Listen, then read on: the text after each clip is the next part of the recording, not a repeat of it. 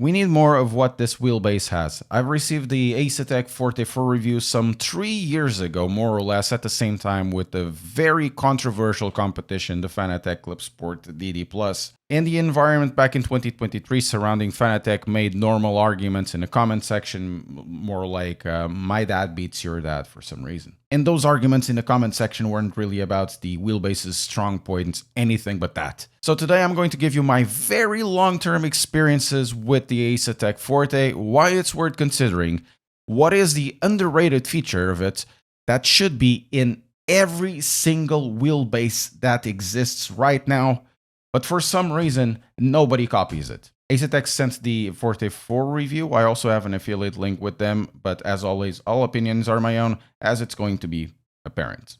We're going to do quick specs on this one. There's a more detailed review in the description if you want to check out. But anyways, this wheelbase has 18 Newton meters, a slew rate of 6 Newton meters per millisecond, a 22-bit encoder, and it's more expensive than a competition that is at 18 meters as well. It comes with the USB pass-through available if you buy their quick release, and more about on this later. And because it's more expensive, it sits around at €800 plus VAT, 900 pounds or 950 US dollars, give or take the VAT in Europe, give or take the tariffs that sometimes go up, sometimes go down.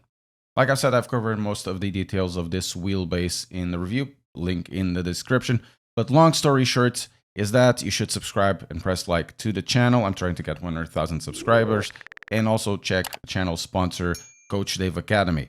But other than that, it's excellent build quality, all built of aluminum except the front plate and the back plate as well. It gets a little bit on the warm side if you run it at max force feedback, and there's a few mounting options for this. There's front mounting and bottom mounting. Nowadays, most of sim rigs will have the Asetek pattern, but for some reason they decided to do the Asetek pattern, not the Fanatec one. But it must be said that there's still a significant amount of older sim rigs out there that may not have that whole pattern for mounting. They use their own quick release as well. It starts at €70 now for the less expensive one. It will be USB-A available. This one is the Invicta, and it's mounting a PXN wheel. This wheel, check out the review next week, so subscribe, get up to date. And in terms of mounting opportunities for this quick release, it will be either 6x70, but there's also inside an opportunity for a 3x50 if you remove the 6x70 shrouds. I had to do it in order to fit to this wheel specifically, but it is a very, very good quick release. However, having said that, there's this little piece at the front with the contacts, so when you attach the quick release, and you need to be careful with that because I broke mine. You need to have some sort of care on its insertion. It's not going to be the case of like you have to, step on glass or anything, but anyways, it's not like the spec or the Conspitz mount. So if you're not careful, it will definitely break. Still, the replacement is easily done. It costs €25 for the part. You can service it yourself. It just takes 2 screws out, and it takes about 5 minutes of your time to do the replacement. That is really the only downside in terms of build quality that I found with this wheelbase, because everything else over the last 3 years has been great. This is a great wheelbase in terms of build quality. It's impossible to talk about any Asetek product without talking about the software, because in my opinion, the Asetek software continues to be the best software in the business because it allows you to have just the right level of complication. It's a simple software, but complicated where it just needs to be. Simagic is really good, more complicated than this, but I still think this one is more straightforward and more easier to use. For example, for the force feedback on the Asetek Forte, you have these 12 sliders, and with these 12 sliders, you do basically everything from the regular ones. You have dampening friction and inertia to control, the overall forces you feel on your steering wheel, but you also have anti-oscillation. You have this Q rate control with torque acceleration limit, but you also have a high pass filter or a low pass filter in this case. so it limits the amount of frequencies you can have on your steering wheel. With this, you can control basically everything on your wheelbase that you need without going to the nitty-gritty with Mazda or even with Simagic, but Mazda especially because it has so many sliders. With this, you can control basically everything on your wheelbase. But you also have other parts. When your software is on, you can control your flags. This may or not be useful to you. It really depends. Honestly, it's a gimmick for me. This has always been a gimmick. The more I use, the more gimmick it is. Because if you use like a wheel that has control with SimHub, like the GSI FPV2 or GXL V2 that I use, or Solpack, or Asher, or anything, you can control the lights with plenty of profiles out there with Daniel Newman. I think that's it. You have the flags in the steering wheel, so end up not looking at that. And even the steering wheel from Asetek, which is pretty good, even though it looks a little bit futuristic. The Forte, not the Invicta one, that's a really good wheelbase. Even so, that one you have control on the LEDs via SimHub or via the software. So the wheelbase lights, it tends to be a little bit gimmicky, and the light isn't really that strong. So you have that if you want to, but it's a nice thing to have. But the software is complicated where it needs to be, and honestly, it's one of those softwares. When I move to any other wheelbase that I'm trying, or when I go back to my Podium DD or Club Sport DD at the time, I kind of miss it. I keep coming back to this wheelbase for multiple reasons, either to have a palette cleanser or as a comparison, or in this case, a long-term review. And the force feedback quality is absolutely uncontroversial. This is an excellent force feedback system. When focusing purely on force feedback quality, the Asetek Forte continues to stand as an intuitive and well-rounded system, and it becomes basically apparent how easy it is to understand what the wheel is telling you. There is a clarity to the force feedback that removes any guesswork, details like grip loss, weight transfer, and the surface changes.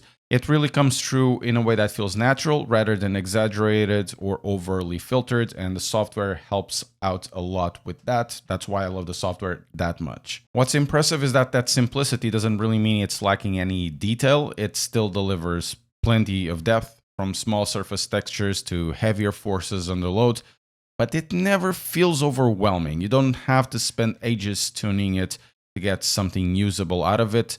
It's really good out of the box. Compared to the likes of the Club Sport TD Plus, something that I did naturally when I received basically both of these wheelbases side by side, I said they were very similar in terms of the force feedback, how they feel in broader strokes. Something that wasn't really well received by certain corners of the internet. I can only guess why. It was a very natural comparison, and it still is to this day, because they are in the same tier of force and detail, really. And they compare it in pretty much everything, except in one place. It will be in Assetto Corsa for a rather niche thing, which I think the Club Sport will be, DD will be better, or the DD Plus will be better for drifting specifically. It just feels more natural there. But then again, does Simagic. But that doesn't really mean that this difference is a deal breaker, because if everything else is more or less the same with a different little flavor, a lot of these things will be personal, and what my opinion might say, it doesn't mean that is going to be your opinion. But still, my experience with it, compared to the Club Sport DD Plus, and now the prices are more or less the same, they're very similar. But there's the extra kicker there. The software on Asetek side, which I've already praised so many times in this video, is better. Also adds a little more granularity and control if you want to, compared to the Fanatec one. Doesn't mean the Fanatec one is better, but if you have a little more flexibility without having so many cursors and things to change, you still can change the flavor of this quite well, and this wheelbase is extremely adaptable.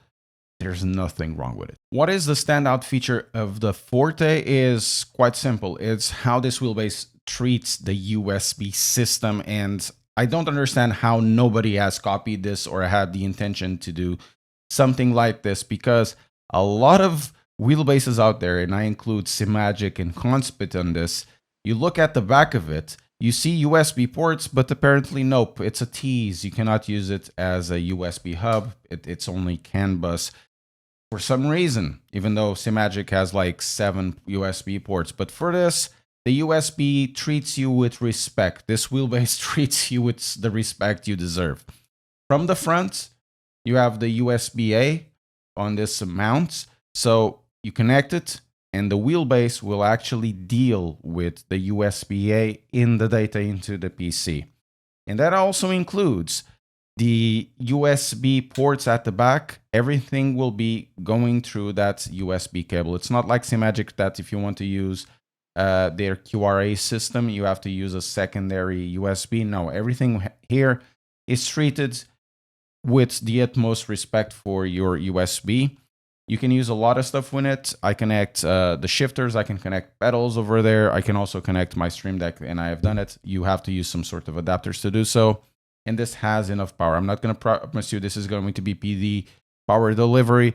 But for me, the way this treats the USB and how it simplifies your connection, it is, it changes somewhat the way you game.